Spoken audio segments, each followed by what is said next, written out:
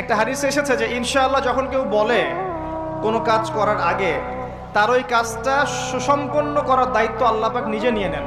সুলাইমান আলাইহিস সালামের 100 জন স্ত্রী, তিনি বলছেন আজকে আমি আমার সব স্ত্রীর কাছে যাব এবং প্রত্যেকের গর্ভ থেকে একটা করে সন্তান আসবে এবং এই সন্তানরা আল্লাহর পথের মুজাহিদ হবে।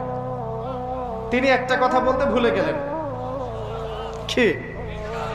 নবী সাল্লাল্লাহু আলাইহি ওয়াসাল্লাম বলছেন যে কোনো স্ত্রী সন্তান জন্ম দেয়নি, একজন স্ত্রীর গর্ভে একটা সন্তান এসেছিল, সেটা আপনার প্রিম্যাচিউর, যেটাকে আমরা বলি প্রিম্যাচিউর বেবি, মানে হ্যাঁ বিকলাঙ্গ না শব্দটা আসলে, মানে ম্যাচিউরড না, আমাদের মতো সুস্থ না, সুস্থ সবল না, এবং সেও পরবর্তীতে বাঁচেনি আর কি। তো নবী সাল্লাল্লাহু আলাইহি ওয়াসাল্লাম বলছেন ওই দিন যদি সুলাইমান আলাইহিস সালাম ইনশাআল্লাহ বলতেন তাহলে তার কথাই